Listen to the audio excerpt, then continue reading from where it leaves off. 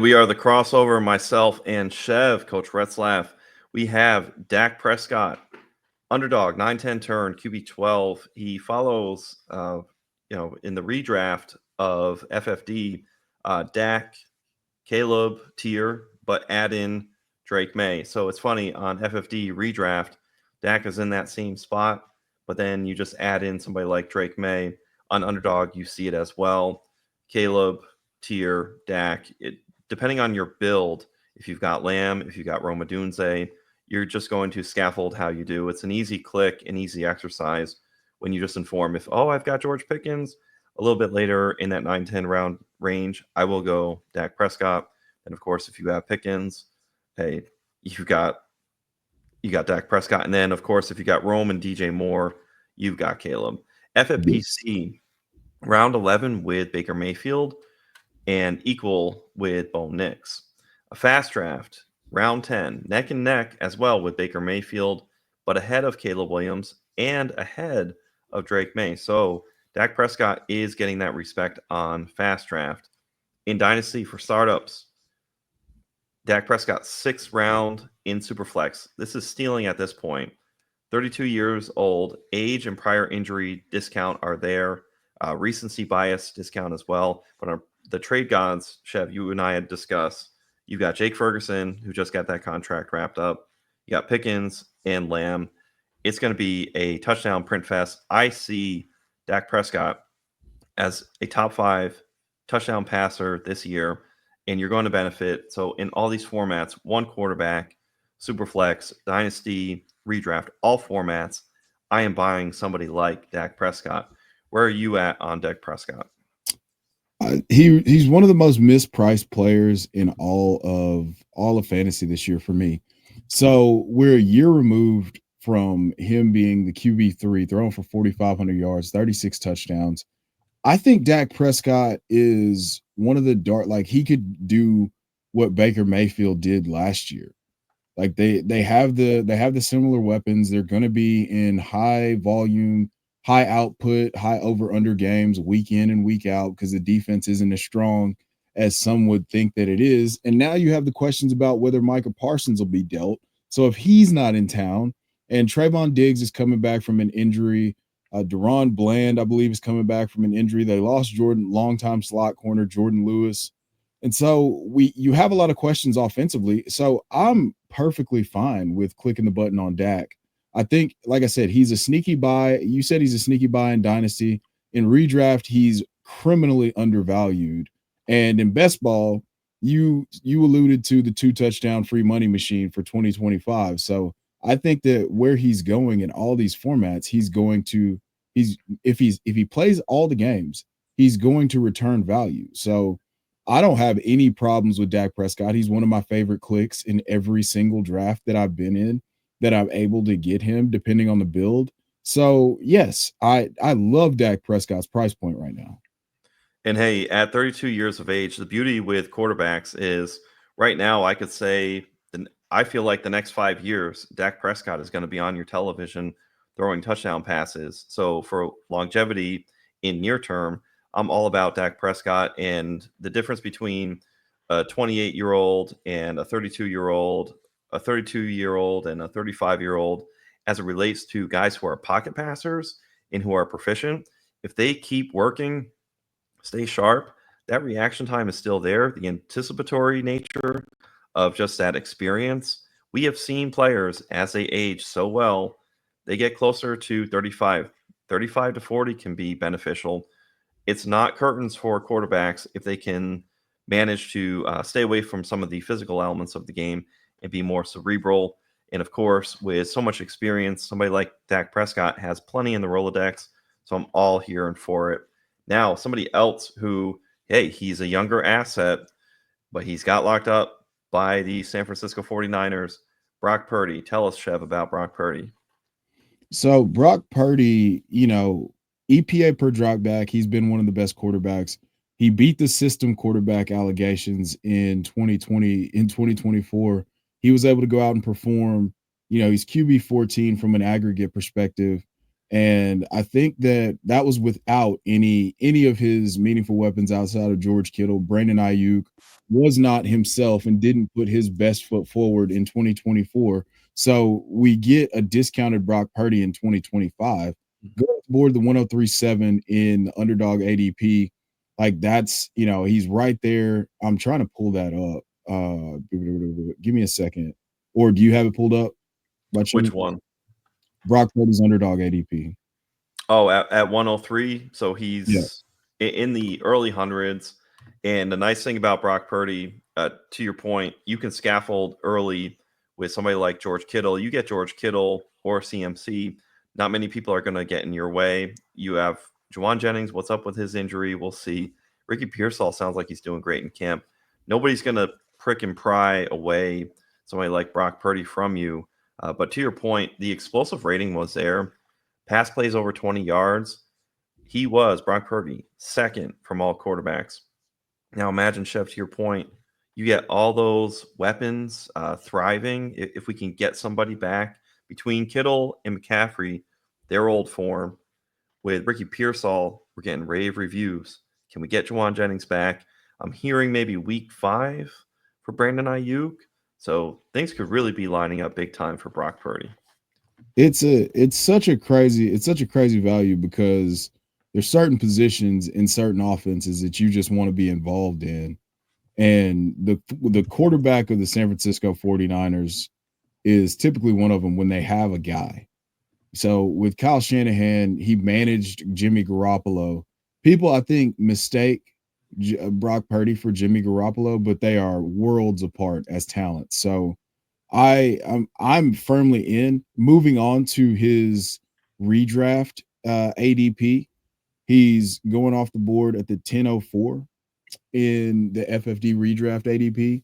I can get behind that price point just because if I've taken a quarterback, I've taken a Lamar Jackson or something like that, I'm probably not going to fool around with this.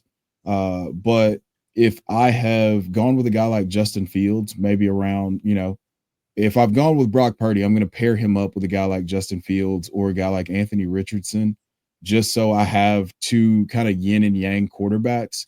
Yep. So that's the type of guy that I'm looking for. Going off the board at the 9408 in the FastDraft Rabbit competition that's live right now. If we're talking about a guy who you can stack with a guy like Ricky Pearsall and George Kittle, build a 49er super stack. You go first round, Christian McCaffrey, then you come back in the third or fourth round with George Kittle, choose your own adventure there. I'm fine with him in either one of those rounds. And then you come back a little bit later and you get a guy like, whatever's up with Juwan Jennings' calf, you can just fade that or whatever. And then you can come back and get Brock Purdy a little bit later. So around, right before, in the middle of the 8th round. The middle of the 7th, end of the 7th round. So I like Brock Purdy a lot because this is an offense that I want to be back in on, because if all these weapons are healthy, they're going to outperform their 2024 finish. So yeah, that's how I feel about it. I couldn't get for some reason this website froze. I couldn't get the Underdog. Yeah, I like talking about who he's going around, but I couldn't get that pulled up. So it's funny, in the notes here, we've got FFPC. I almost can't believe it. 142 overall. So you were talking about in the 12th round, FFPC Brock Purdy. And then we're talking about 9th round on Underdog for Brock Purdy. That's just insane. A 3-round difference on FFPC. So wouldn't you say, Chev, people ought to be going towards FFPC if they love Brock Purdy? Yeah, if you love Brock Purdy, the easiest way to get into the Brock Purdy business is to get into some of these FFPC main event high stakes leagues. Some of these, some of those contests, you're going to find a softer market for Brock Purdy. Much, much, much more easy. And I got it pulled up at the 103. So in that range, here's some players, skill position players. Keon Coleman, so we love that breakout. Mark Andrews. If you've already got Lamar, maybe you don't need to scaffold somebody like Brock Purdy. You're in that range of getting Mark Andrews. And a little bit later, Rashad Bateman. That's just a filthy stack to pull off. And then a little bit ahead of Brock Purdy, Bo Nix and Justin Fields. So you have some of that archetype upside rushing with Fields, more of that steady hand in the pass game with Brock Purdy. Then, of course, you've got that second-year ascension in Sean Payton's offense with Bo Nix. So those are the players that are going in that range on Underdog for Purdy. Yeah, and absolutely. then next up, we've got Jayden Reed. He's been the talk of, hey, are there 2 receiver sets? Is he in the slot? The Packers had like a family night or something like that. 2 receiver sets. It looks like Jayden Reed got blanked. So here we go. In practice, we get buzz on the first team, 2 receiver sets for Jayden Reed. And then we're seeing other things in the family night. Not very good. Underdog, round 7, ADP, wide receiver 42 is Jayden Reed. He goes right near Matthew Golden. They're neck and neck. That just tells me the market can't decide. They're indecisive on who's going to be the Green Bay wide receiver 1. Emeka Egbuka is there. Give me Emeka Egbuka. I've been drafting 3-1 Emeka Egbuka to Jayden Reed. That's my stance there. Tough click near Khalil Shakir and Josh Downs. Khalil Shakir, though, we just got news that he's got some ankle injury. It's going to be multiple weeks. Expect Khalil Shakir to tumble down in ADP. FFPC is very cool on Jayden Reed. Later round 8 compared to round 7 on Underdog. Same overall pocket, though. Guys like Josh Downs, Matthew Golden, but a great price here on FFPC. FastDraft, pick 100 in round 10. In that pocket, you've got Dak Prescott, who we've discussed before, Caleb Williams, Drake May. Very easy and attainable to get Jayden Reed on FastDraft, as that pocket is going to be everybody else in your draft room who's gone after some New England Patriots, be it Stephon Diggs, Trevion Henderson, Dak Prescott with Lamb and George Pickens, and then, of course, Caleb with Rome and DJ Moore. And then right around that Caleb spot on FastDraft, people can be thinking about, all right, where's Luther Burden? Can I get some Colston Loveland? So you already have a track where people are at. You can absolutely get Jayden Reed in round 10 easily in FastDraft. In Redraft, FFD, wide receiver 44, up recently 4 spots, has gone ahead of Brandon Ayuk, but just behind Stephon Diggs. So the market is speaking to the ambiguity. They like Stephon Diggs' talent upside, compatibility with Drake May. It's just a little bit of inconsistency. That's where if I've got to set my lineup in Redraft, I'm not so sure you want to go in that direction. In Dynasty, at the 904, Reed goes after Trey Harris of the Chargers. This seems like a good deal you can make if you already have Trey Harris to go and get the dynamic Jayden Reed. So that's where I would press a little bit in Dynasty to get Jayden Reed, but on Best Ball, it's a beautiful market to keep him because you don't know when you're going to start. So there are some managed leagues in Dynasty that I have Jayden Reed, and I enjoy having him, but it's 50-50 with the depth that I have. I'm happy with the depth that I have, and when I need to put him in there, I like him for an upside play. Chev, where are you at on Jayden Reed? Well, it's kind of what you're hoping for. I view he and Zay Flowers very similarly. Zay Flowers being the more fleshed out archetype of player here for a guy like Jayden Reed, who's very explosive. You can see he's dynamic with the ball in his hands, but we just can't contend for the type of volume that would lend itself to him realizing the potential of, a fully earned target, fully fleshed out target share, that comfortably being in the triple digits. So with that being the case, you've got to kind of use him in best ball only.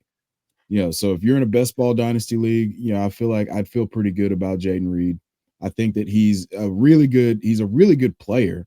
He just doesn't get very many touches, but he does a lot with the touches that he gets. So I can't recommend. I wouldn't feel great about him as anything other than a flex in Dynasty, just because the volatility is so disturbing.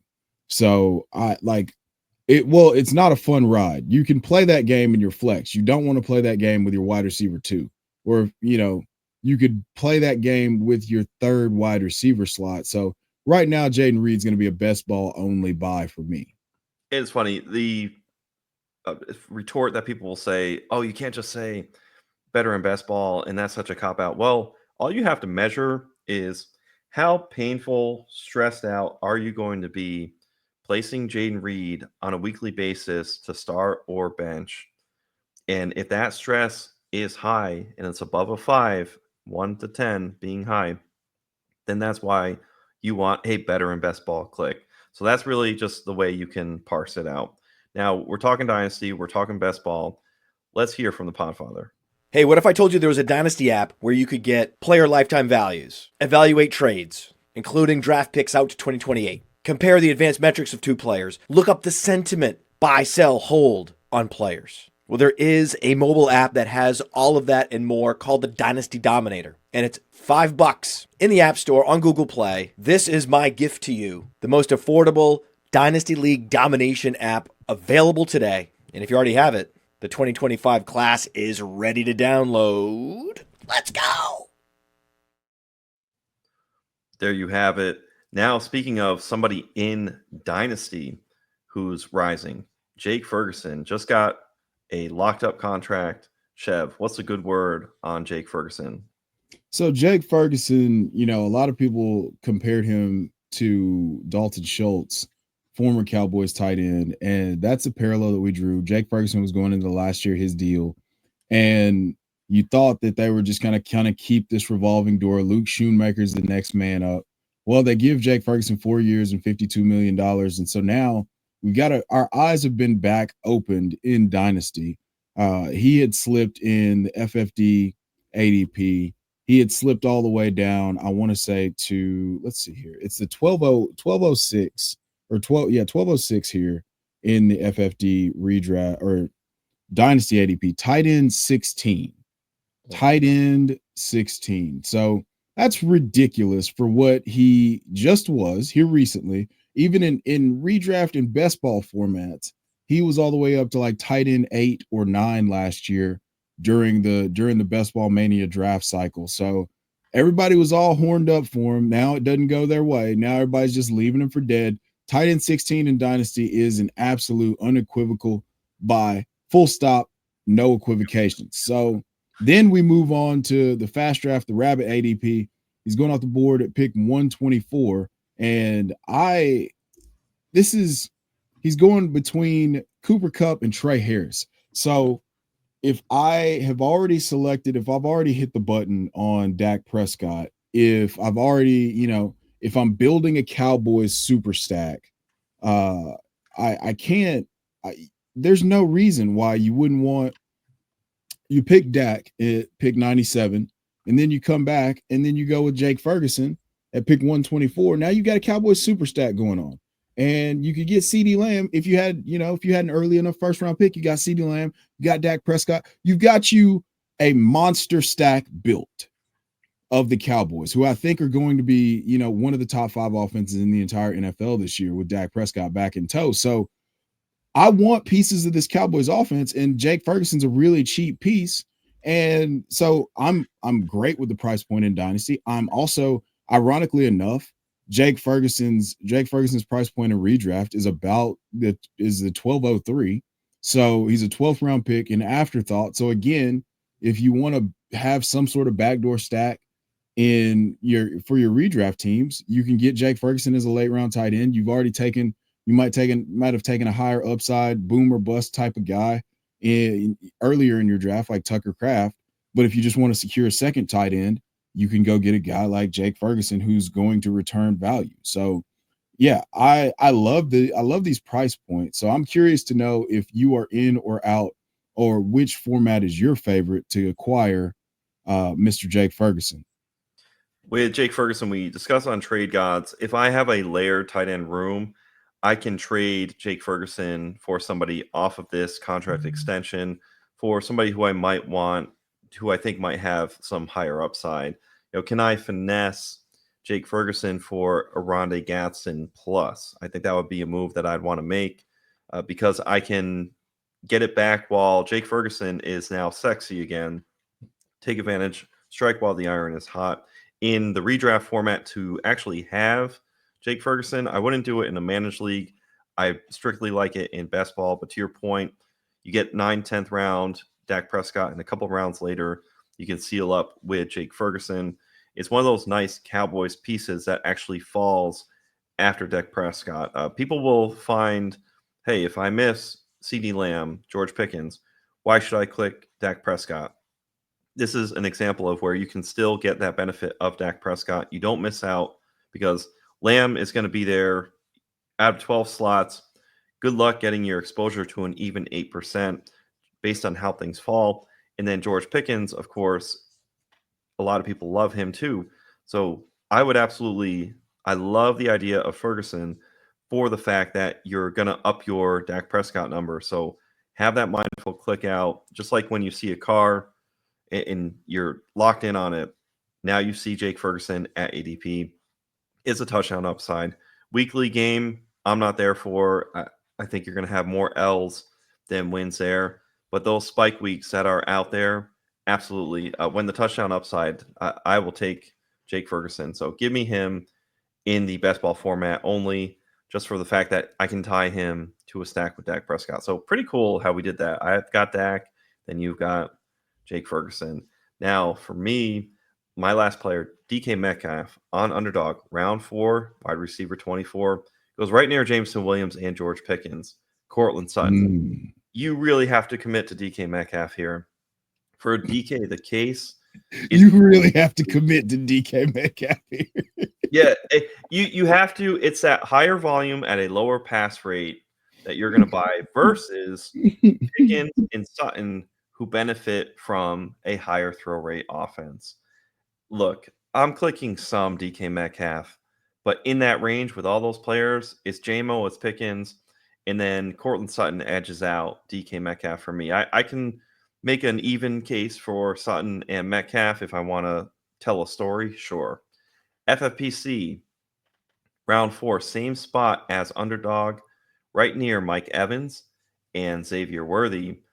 FastDraft, near Chuba Hubbard and Travion Henderson. So at that point, what do you prefer? Do you prefer the running back or do you need some receiver help? You're going to have an easy time getting Aaron Rodgers. So one beautiful thing, early informs later. In these best ball streets, in these drafts, you get DK Metcalf. It'll absolutely help you just have an easy second or third quarterback in Aaron Rodgers. People aren't scrambling to go draft Rodgers. Dynasty, 7.9 overall, consistent price on FFD. We're seeing right near Jameson Williams, Jalen Waddle, and George Pickens.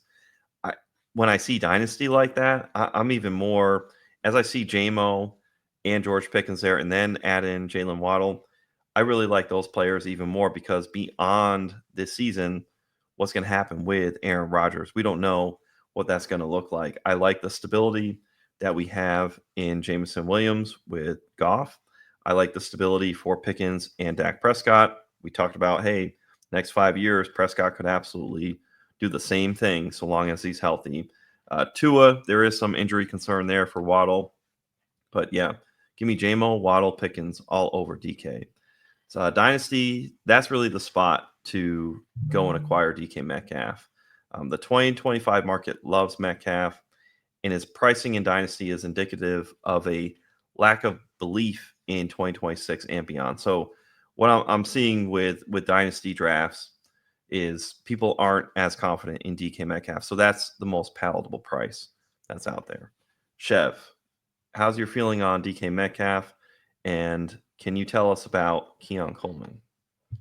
Dude, I'm not. I can't do it. I can't do it. I can't let Arthur Smith do it to me again. I can't let him do it to me again. I want no parts of it. No formats. DK Metcalf is on the ban list. I am officially right now, Shevdor Sanders am officially declaring myself a DK Metcalf denier for the year of 2025. And I have, I'm looking on Underdog for 175 drafts post NFL. I have 7.5% exposure. So really just even with the field, I love Jameson Williams so much more. And I've got 15%. I've got double Jameson Williams on Underdog. So speaking to that, every time I click, there's clicks in rotation, but we're talking about I'm going to have between 300 and 400 drafts completed. And sure, there's some 7% DK Metcalf. But to your point, you're 1 for 1 draft, or you got a handful. You're almost never clicking DK Metcalf in that crowd. So tell us about Keon Coleman. We got some news about Khalil Shakir. So could this be good for Keon Coleman? I'm all in. I was bullish on Keon Coleman as a prospect. I thought that there would, especially landing in Buffalo with a guy who, and Josh Allen, who was the YOLO ball. Buffalo had a 7.1% hero throw rate, which means, they didn't throw it very often last year, but Josh Allen was putting the ball in some very, very tight windows with a low probability of completion. And that's Keon Coleman's not going to separate in that manner. So if more of those targets are going to go his way, they have already shown that there's a success rate, a history of success with that. We just need the volume to step up a little bit. So he's going off the board, pick 123 on Underdog currently. I mean, I don't have a problem with him in this range. I feel pretty good about Keon Coleman just because I've clicked enough of the button on Josh Downs to where if I can now bring back an early Josh Allen selection late and have a tie-in to Keon Coleman here. If you want to make the bet on Matthew Golden, by all means you can do so. The guy who I have the most exposure of in this format right here would be Rashid Shaheed. So while I do click, I'm making more clicks of the button now on Keon Coleman. I'm still fine with a lot of those guys in that range. So it's not a slam dunk for me there. But I'll tell you where it is a slam dunk for me. Dynasty. Okay. So I'm like, we're talking Keon Coleman in the 10th round of the FFD ADP. And at that price point, we have no choice but to be in. Like, we're talking about basically, the first pick in the second round for Keon Coleman?